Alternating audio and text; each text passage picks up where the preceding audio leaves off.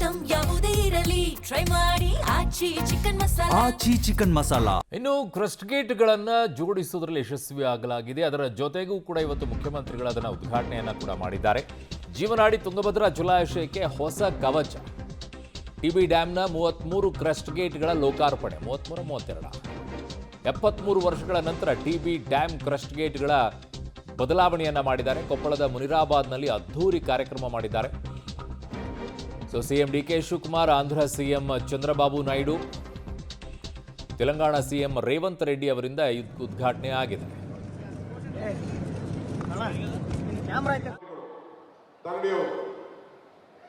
Dam shake ಆಗ್ತಾ ಇದೆ, ಇಂಥ ಪರಿಸ್ಥಿತಿಯಲ್ಲಿ ನಾವು ಇದ್ದೇವೆ ಅಂತೇಳಿ ನಾನು 6 ಗಂಟೆಗೆ ಹೆಲಿಕಾಪ್ಟರ್ ತೆಗೆದುಕೊಂಡು ಇಂಥ ಪರಿಸ್ಥಿತಿಯಲ್ಲಿ ನಾವು ಇದ್ದೇವೆ ಅಂತೇಳಿ ನಾನು 6 ಗಂಟೆಗೆ ಹೆಲಿಕಾಪ್ಟರ್ ತೆಗೆದುಕೊಂಡು 8:15 ಗಂಟೆಗೆ ಈ ಡ್ಯಾಮ್ ಸೈಟ್ ಹತ್ರ ನಾನು ಇದ್ದೆ.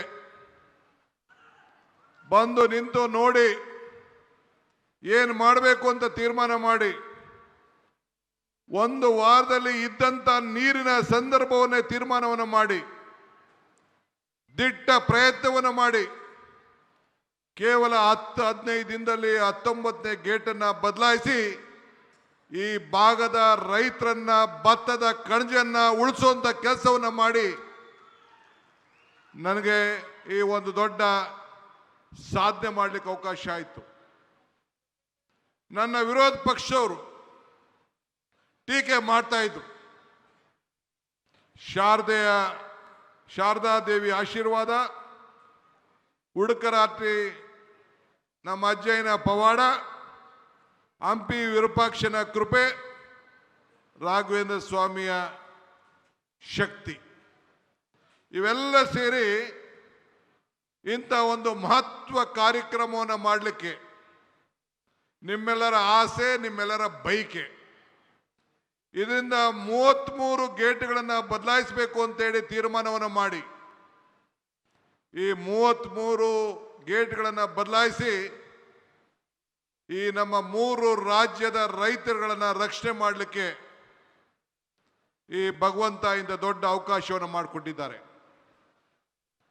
ನಾನು ಅಂದು ನೀರಾವರಿ ಸಚಿವನಾಗಿದ್ದೆ.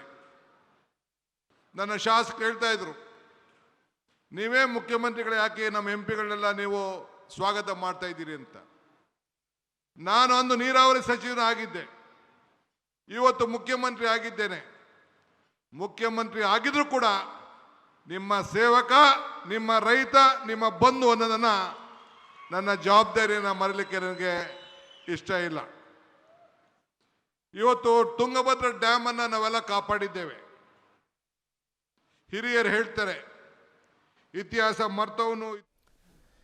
ಮಾನ್ಯ ಮುಖ್ಯಮಂತ್ರಿ ಡಿಕೆ ಶಿವಕುಮಾರ್ ಅವರು ತುಂಗಭದ್ರಾ ಜಲಾಶಯದ ಬಳಿ ಉದ್ಘಾಟನೆ ಮಾಡಿದ ನಂತರ, ಕ್ರಸ್ಟ್ ಗೇಟ್ಗಳನ್ನು ಓಪನ್ ಮಾಡಿದ ನಂತರ ಮಾತನಾಡಿದರು. ರೈತರ ಬಹುದಿನದ ಆಸೆಯನ್ನು ಈಡೇರಿಸಿದ್ದೀವಿ ಅಂತೇಳಿ ಲೀಕ್ ಆಗ್ತಾ ಇತ್ತು ತುಂಬ. ಹಾಗಾಗಿ ಬಹಳ ದೊಡ್ಡ ಮಟ್ಟದಲ್ಲಿ ಕೇಳ್ತಾ ಇದ್ರು, ಅದನ್ನು ಬೇಗ ಮುಗಿಸಿ ಅದನ್ನು ಅಂಥೇಳಿ. ಬಟ್ ಈಗ ಫೈನಲಿ ಅದು ಮುಕ್ತಾಯವಾಗಿದೆ.